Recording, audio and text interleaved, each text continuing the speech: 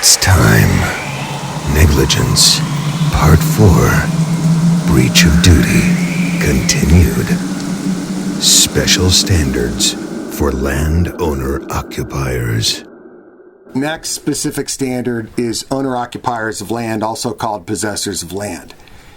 I'll try not to rant too much, but I got to tell you, this is an area where there's so much variation among jurisdictions that I'm not really convinced that there's enough of a prevailing law in the United States to, for instance, test this on the multi-state bar.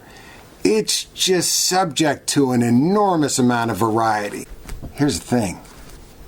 I got some outlines from two leading bar prep companies, Blur and Blur, and I looked at what they had to say about standards for possessors or owner-occupiers of land, and even they don't agree on what the law is. So, I don't know why we're testing this stuff, whatever. I'm going to give you a version of the law that's sort of between the second and third restatement and kind of a combination of what these two bar prep companies are throwing out there, and I think this is pretty reasonable for how I would answer a bar question and how probably most torts teachers are teaching this if they are, but I just got to tell you, there's an enormous amount of variety among jurisdictions in how they approach this. Okay, here's my breakdown of the law. Let's break it down. Hopefully this, I really should be wearing safety goggles for this.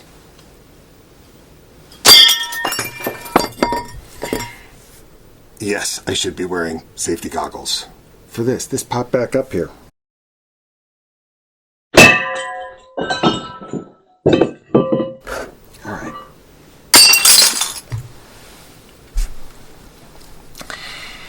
It depends on what category you are as a person on the land in terms of the care that is owed to you by the owner, occupier, possessor of the land, whether it's the owner of the land or the person who's currently in possession of the land as a tenant.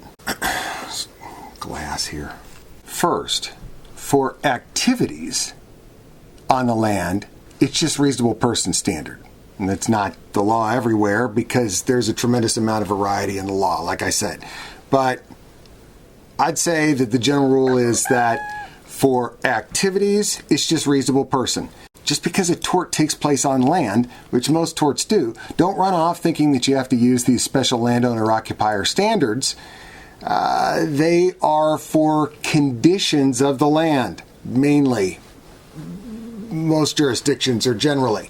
So if it's an activity on the land, reasonable person standard. If it's for a condition of the land, including the dirt part of the land and houses and buildings and fixtures, the improvements part of the land, then we use the 5 special categories. Unknown trespasser, anticipated, known, or discovered trespasser, infant trespasser, licensee, invitee. I feel like I got glass right up here. Unknown trespasser. For conditions of the land, the unknown trespasser is owed no duty. This is, I guess, theoretically an existence of duty question, but we're talking about breach of duty. But there is no standard of care because there's just no duty for an unknown, undiscovered, unanticipated trespasser. For an anticipated / discovered / known trespasser, the duty is to warn of or make safe concealed artificial hazards that are known and that are capable of causing death or serious bodily injury. Someone I once saw had an acronym for this, LACK, L-A-C-K, lethal, which is the capable of causing death or serious bodily injury part, A for artificial, C for concealed, K for known. I prefer SHACK, S-H-A-C-K. Shack suggests land. It'd be an improvement on the land, a building. So shack. S-H is seriously hurtful. because it doesn't actually have to be lethal, but something that would cut your leg off, that would certainly count. A, artificial. C, concealed. K, known hazards. And let's just talk about the rhyme and reason of this. First of all, if it's not concealed, it's sort of its own warning. That's why the obligation is only for concealed hazards. Known, it's only the hazards that the landowner or occupier knows about. And artificial, it doesn't apply to natural hazards. But if there's an abandoned mine shaft, something artificial like that, then you stick a sign on it that says, watch out, abandoned mine shaft, or you put a cover over it. That's your obligation there. Next, the infant trespasser. This is what's known as attractive nuisance doctrine. Attractive nuisance doctrine is the worst name for a tort doctrine. Actually, a lot of them have terrible names. But it doesn't have to be a nuisance, and it doesn't have to be attractive. So don't try to judge attractive nuisance doctrine by its name. The obligation owed to an infant, meaning a child trespasser, is that the landowner or occupier has a duty to avoid foreseeable risk to children caused by an artificial condition if the owner knows or should know that children frequent the area and the condition is hazardous to children, which is usually wrapped up with the fact that children don't appreciate the danger, which of course children don't appreciate any dangers. They're a total danger to themselves. They think everything's safe. And the cost of remedying the condition is slight compared to the risk. So this is like a cost-benefit analysis. So note that the owner-occupier can't fulfill their obligation here with a warning like they could for adult trespassers, because children don't pay attention to warnings, because children will just do it anyway. This doctrine is because children are hopeless dingbats. That's how children roll. They're heedless. They'll think, oh, I'll never get hurt. They just launch themselves into danger. That's why you got to hold hands with a kid crossing the street. Well, I believe the children are our future. We need to teach them well and let them lead the way and continue paying into the Social Security system. Let's talk about non-trespassers.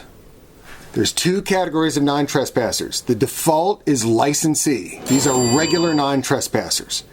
For regular non-trespassers, you owe a duty to warn of or make safe concealed known hazards, whether artificial or natural. Let's say you come to my office and you are walking in and I see that you're not wearing shoes, you're barefoot. I should say, whoa, go and get some shoes.